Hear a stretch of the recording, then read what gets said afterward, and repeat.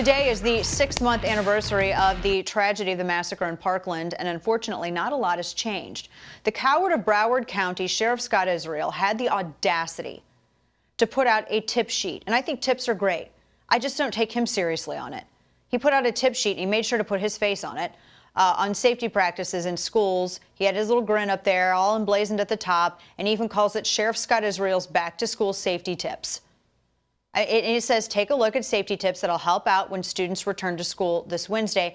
Make sure you write down these important phone numbers as well. If there is anybody, anywhere, that needs tips on how to make safe schools, the coward smiling at the top of the page is not the guy to go to. If the flyer were honest about how this incompetent bureaucrat has conducted himself, these would be the tips, right? It would be Sheriff Israel's more realistic tips.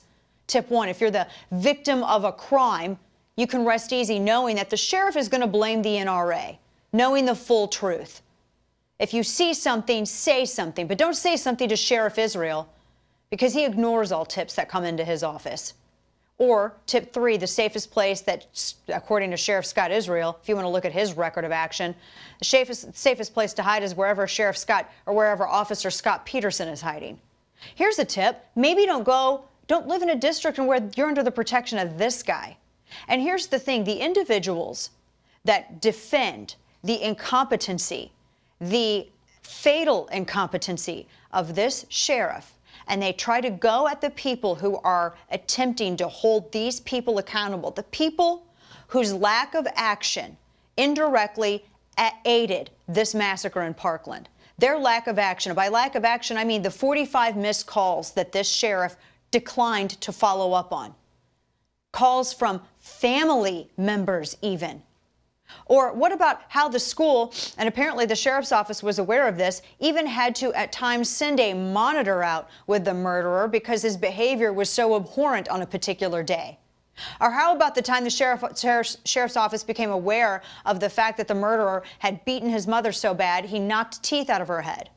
Or what about the time that they were notified of all of the digital death threats that students were receiving, which under Florida law is a felony, and he could have absolutely been taken in over that. I've read numerous accounts from Florida prosecutors who've spoken to Miami Herald and Florida Sun-Sentinel and numerous local media, and they all agree that the evidence was there for this sheriff to have acted, and he declined to do so, instead making himself look like the victim in all of this, because how dare anyone criticize his incompetency? And all of those individuals out there that run to cover this person, that run to cover this incompetent bureaucrat, I have to question the sincerity to hardening soft targets.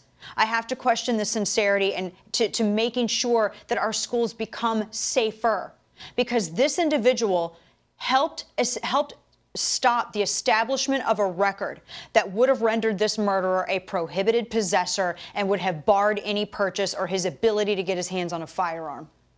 This individual helped stop the establishment of a record which would have this murderer could have been Baker acted. This sheriff declined to follow up on what would have been a felony charge for a digital death threat. Do you know, I read 2 stories this week where 2 individuals were actually taken into custody by different sheriffs, and it was the same crime, sending a digital death threat that this murderer in Parkland had done, but this sheriff's office didn't act. Remember, they had an agreement with the school superintendent, Robert Runcie. They were going to downplay criminal activity of students so they could make it look like both the sheriff and Runcie were doing their job, and they've actually decreased the criminal activity and the arrest rate. And they did this at the expense of students' lives. They did this at the expense of school safety.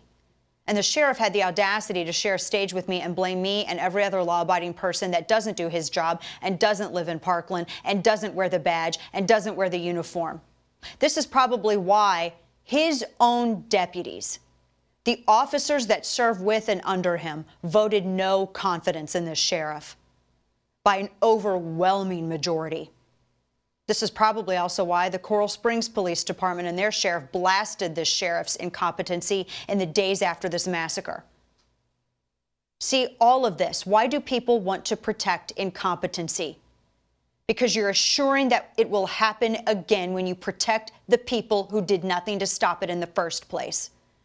And I'll tell you, if I was wearing his badge, the moment I would have been notified of the opportunity to arrest someone that was sending digital death threats, which violated Florida law and constituted a felony, you better believe I would have acted.